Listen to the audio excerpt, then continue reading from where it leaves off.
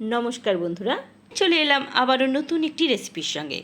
মোচার বড়ার তরকারি, রুটি লুচি গরম ভাতের সঙ্গে এই রেসিপি জাস্ট জমে যাবে। বন্ধুরা চলুন দেরি না করে রেসিপিটি শুরু করে দিই।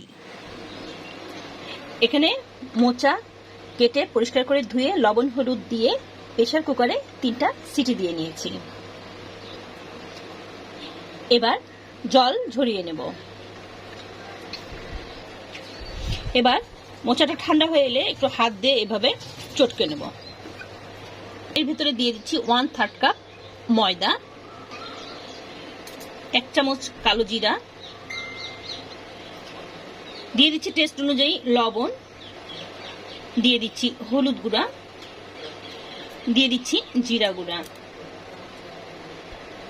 দিয়ে দিচ্ছি 1/2 চামচ আদা বাটা, দিয়ে দিচ্ছি কাঁচামরিচ কুচি। এখানে 2টা কাঁচামরিচ কুচি রয়েছে। এবারে হাত দিয়ে সব উপকরণ খুব ভালোভাবে মেখে নেব। এবারে সবগুলো উপকরণ একসঙ্গে মেখে নেওয়া হয়ে গেছে।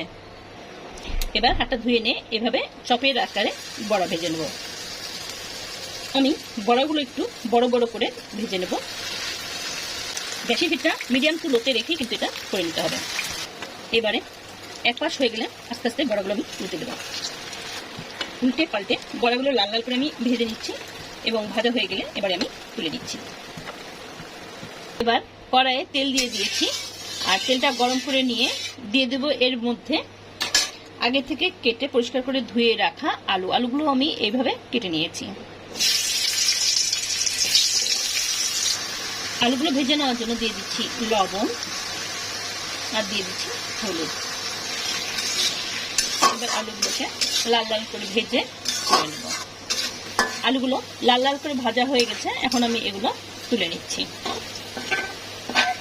এবার ওই তেলের মধ্যেই দিয়ে দিচ্ছি একটি তেজপাতা, একটি শুকনো মরিচ কেটে নিয়েছি আর দিয়ে দিচ্ছি পাঁচফোড়ন।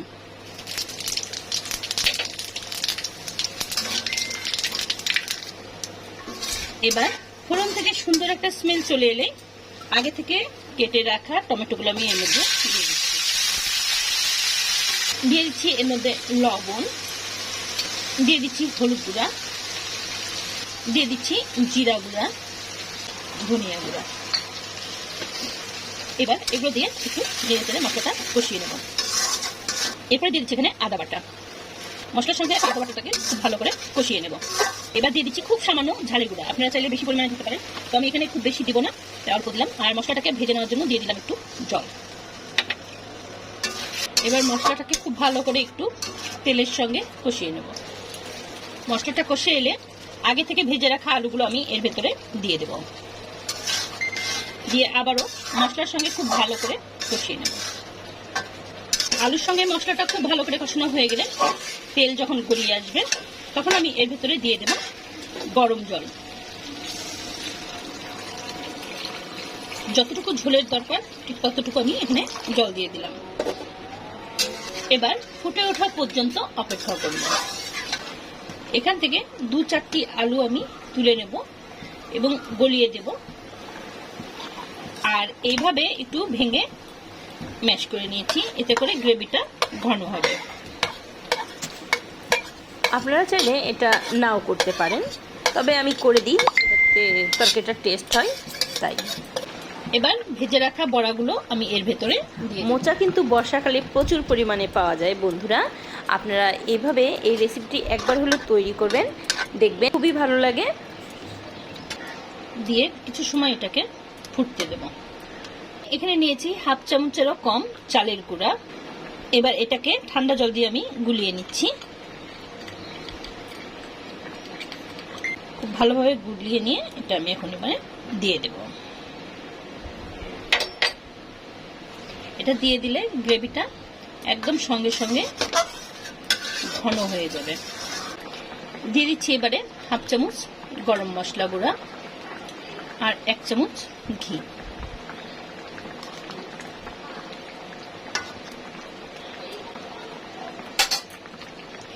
এবারে মোচার তরকারি পরিবেশনের জন্য একদম রেডি হয়ে গেল। আমার মোচার তরকারি। এবারে লো হিটে 2 মিনিটের মতন রেখে আমি নামিয়ে নেব পরিবেশনের জন্য। ঠান্ডা হলে এটা আরও জমে যাবে। বর্ষাকালে মোচা পাওয়া যায় প্রচুর পরিমাণে, তাই এই রেসিপিটি একবার হলেও তৈরি করে খেয়ে দেখুন, আশা করব ভালো লাগবে। আর ভালো লাগলে অবশ্যই লাইক, কমেন্ট এবং সাবস্ক্রাইব করতে ভুলবেন না। যারা আমাকে প্রথম থেকে সাপোর্ট করছেন তাদেরকে অসংখ্য অসংখ্য ভালোবাসা এবং ধন্যবাদ। সম্পূর্ণ ভিডিওটি দেখার জন্য সবাইকে ধন্যবাদ।